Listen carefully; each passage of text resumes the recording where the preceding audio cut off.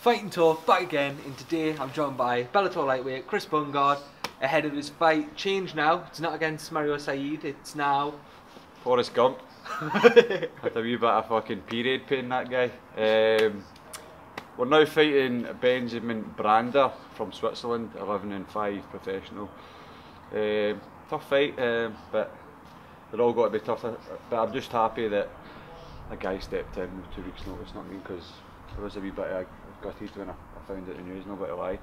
But that only lasted like 8 hours. Jude Samuel, my man, turned my life around, and now he's rescued the day again and done his job probably. So, how much does that sort of, I guess, affect you going into this fight? You were planning for Mario, I presume, getting this last minute change. It's not ideal, is it? No. And people that say, oh, it doesn't matter, I've just got to do my game plan and I don't really think about my opponent, are basically liars. Not I mean, like, if you're fighting a guy, that guy's, you know, that's all you're thinking about, this guy's name.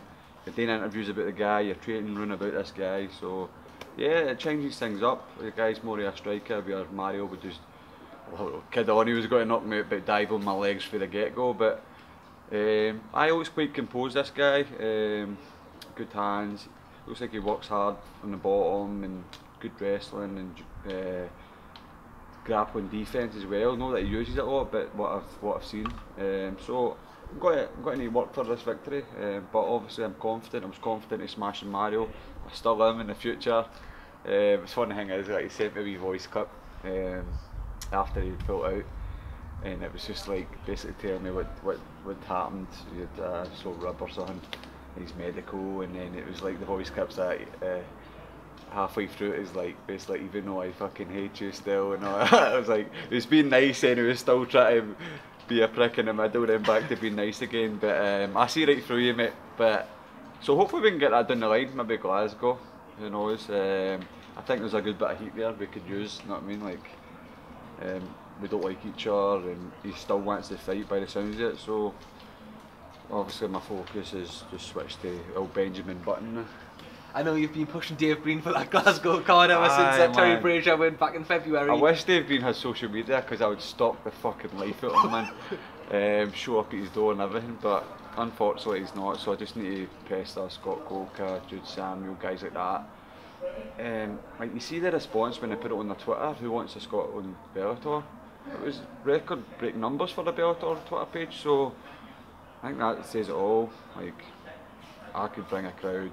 We've now got Chris Duncan, Robert Whiteford. There you go, if I have to use some of my teammates on, we could sell that out, no problem, man. Like, they think Dublin's got a noise, and Dublin has got a great atmosphere. But Scottish fans are just the same. Go to a Celtic match, go to a Rangers match, Scotland international game at Hampden. We bring a great atmosphere, concerts, the Barrowlands, everything, man. We just know how to party, we know how to sing, we know how to create an energy inside a building, and I think that's what we could do at the Hydro. You mentioned Dublin. Yeah. I've got to mention him, Peter Queally, of course. You don't want to know look who you're too far talking about. ahead. I don't know who that guy is. I'll look him up when I go home though. Peter what? Right. Right, okay. Is that a fight? There's a lot of talk about February, Bellator Dublin. Once you get this one out of the way, I know you don't want to look too far ahead, you don't want to look past the next fight, but could that be something you could entertain? I think it's got to happen now. I think he's got his way, you know what I mean? Like, weirdly enough, the way he went through it, it was a bit weird, but I think next year it's got to happen at some point, definitely. I said to him, you know what I mean? Like, let's do it then. It's got to be a scrap. I've sparred with Peter a few times, trained with him throughout the years. I know what he brings. I just watched his last fight. Like, I know everything. He was close to being finished, seconds away from being finished. His first fight, he got took down, held against the cage. So I can see gaps here where I can exploit. But he's a tough motherfucker. I know this. I sparred with him 100 times. I know how tough he is. I know how hard he hits. So it's got to be a fight, man. Like, if we want to go to Dublin, maybe that'd be cool. Let me sold out for the arena. It'd be quite weird being a villain in Dublin, though. But I think next year it's got to happen, definitely, at some point. Maybe no next. Maybe with Mario then him. But we'll see, man. We'll see what he's shouting for the title fight at Pitbull now. Don't know why, but. I mean, I think Ryan was unlucky, like, just basically gassed out, battering him, basically, you know what I mean? So, but it's an ass whipping contest, and he handled me at an ass whipping and survived and came back. So Fair fucks to him. But aye, probably next year at some point. You mentioned Jude Samuel as well, life change, and of Yeah, course man. this has been the first year of Big up Bellator. to Jude. Bellator That guy. Europe. Some of the best dad jokes about, man. If you go to his Instagram, the dad jokes every day, all day, man. So Jude Samuel, like, he picked up the phone and phoned me to sign for Bellator and basically saved my career and saved my life as a fighter, you know what I mean? So I think most of the Bellator fighters should pay thanks to Jude for what he's doing. He's given us all a life and giving us a proper career. How important and how massive do you think it is for the European scene, for Bellator Europe to be starting what they have started this year and continuing it? And how far do you think it's away from bridging that gap then onto the American Bellator cards? It's huge. It's like, it's given us all a life. Like, it's given us a purpose. Like, we're not fighting for pennies anymore. And I know some of the bigger shows, like, there's a wee bit of war going on with some of the local shows and European shows, and it does come down to money sometimes, because we're prize fighters at the end of the day, and if you've not got money to pay your bills, it's easy people saying that it's got a few bob that can live after mum and dads and shit like that. Like, proper fighters that have worked all their life, they still need to pay their bills, still need to live a life, feed their kids, whatever, man. So it's huge for us, bringing it to Europe, having more shows about here. If only they could come to Scotland again. You know what I mean? They've got to Tel Aviv, they've got to Israel, they've got to Genoa and Italy. Who the fuck cares about Genoa, man? Fuck's sake, Glasgow's where it's at. You know what I mean? Fighting capital of fucking Europe, man. Fuck Genoa, Tel Aviv, all that pish. Where else are they going? Go somewhere else. Like, get to Glasgow. But aye, the European circuit is, so it's massive for us all. It gives us all a platform. And look, this is my third fight in 9 months, 8 months. Yeah. When I first signed for Bellator, I was thinking, right, how much time's he got to have now? Like, there's got to be a one fight a year, am I going to live after that? Terry Brazier on my debut, February, Charlie Leary, July, and now Benjamin Brander in November. And I mean, it's quite active for Bellator, so thank you, man. I mean, so, and that's the way I like it, I like being active. So, aye, I'm happy about it. As for the American side, yeah, like, you can see them putting drips and drabs out it slowly. Like, they're picking their fighters, and so like, I'd always love to fight in America, obviously New York, California, shows like that would be brilliant. Apparently they tax half your money on America, the filthy bastards. So it's no like pure like, let's race to there. I just want to get there just to say I fought in America. I love America as well. I'm basically fucking toured the full country this year. So aye, so that answers your question. Yes, well, one other thing as well, mate, I want to touch on. We're going to touch on the last interview for whatever reason, I forgot. Chris's house. I know it's something that's very close to you. Yeah. I know it's something that's been around for a long time. Do you want to explain to people sort of what it is? Because I know it does amazing work. They do amazing work. Yeah, Chris's house is a funded, organised charity. It's just down the road there in Wishaw. That it helps provide prevent like, suicide.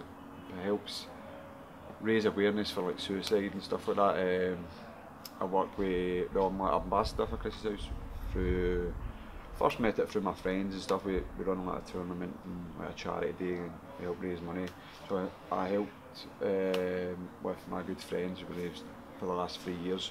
That's where I met Anne, who runs it. It was her son Chris who committed suicide a number of years ago. And so she's helped runs this. There's like 50 volunteers that work in Chris's house. If you go in, I go in every Wednesday for a wee cup of tea and stuff. I talk to people. They're actually doing wonders in there. They're always on the clock, people in and out the door 24/7. You can phone up anytime you want, go in and see somebody, talk about anything you want to, anything at all if you're having suicidal thoughts or anything like that. No, just about that, just other things. So it's life, they're saving lives up there, and I'm trying to use the platform to help get their name out there as well. Because the work they're doing is phenomenal, and they should be proud of themselves. We fully support that as well. So if you look, the top link in the description will be all your links to Chris's house. Up there. It'll be all at Chris's house, and go and check them out and support if you can. Finally, Chris, one last bit. Can we get a prediction? Bellator London, what we're going to see? We've got to see violence, that's what we've got to see. But I could see maybe round one TKO, maybe mounted elbows. I don't know, maybe he's my back, take his back, choke him out. Aye, so a first round or second round finish, but it's got to be tough. It'll be a tough fight, but I'm prepared. I mean, the weight's down. The weight's the lightest I've ever been in a few weeks out of my fight. So that's what I was more a bit annoyed when he pulled out, because it was like the best shape I've been in my life. My diet's on point. Feeling good. I've got a few wee niggles. Not just took a bad one to the eye there, but we're good. We're good. I was going to mention that weight as well. Actually, of course, friend of the channel, Dean Kirk. You've got Dean on board now. What sort of difference has it made having him on board to your previous weight cuts? It's just a wee bit more guidance and structure to my diet. I can cut weight for fun, you know what I mean? But are you doing it the right way? What are you doing after it? How are you hydrating? Rehydrating? So it's what you put in your body, what not to put in your body, stuff like that. But mainly, he's given me my diet for the last 6 weeks. And the last 2 weeks he's changed it up as well to get it down a wee bit, and it's just gone to a T, man. I'll make nothing looking at the scales like fucking hell, man. This guy's Jesus Christ, man. So aye, it's gone good, but I fly to Brazil on Wednesday to finish my camp there, and obviously corner Paul against Shogun, you know what I mean? Time to make some new legends, and finish my camp there. I've got a training partner over there. I'm in Sao Paulo. Like, I think you would ever go there in your life, especially to fight Shogun in a co-main event. So it'll be quite wild, but I like it wild. I'm looking forward to the Brazilian crowd. I'm training earlier. I walked into fight week at 81 kilo, 11 kilograms. You know what I mean? It's not the way to do it. So now I'm a lot more after that. And I'm not saying I would have beat Charlie Leary, because I know Charlie Leary is a tough fight. I told you this when I fought him. But I know my performances have been 100 times better. Like, I know I'd have been stronger, I know I'd have been fitter, and like it was just when you take that out, you take your week for the first minute, like the next 14 minutes are got to be hell, and that's what they were. It was just kind of surviving a wee bit, and I had no energy and no strength at all. And I'm a fit guy, and I can go solid 3-5s, and I couldn't go a minute there without being tired. So that was definitely part of it, so that I'm not going to be like that at this fight. So hopefully you'll see the performance, that the work that I put in this gym and my strength work with Andy. Hopefully, and obviously the work I've been doing with Dean Kirk, my nutrition, my diet. Hopefully everybody sees that, a solid overall performance where it's got to have a bit of everything, a bit of striking, wrestling, grappling, my usual, some of my funky shit, maybe a flying triangle, who knows, man. Like, but you'll enjoy my fight, I know that. Chris, thank you very much for your time. Enjoy Brazil, and no doubt we'll catch you fight week as well. Thank you very much. Thank you.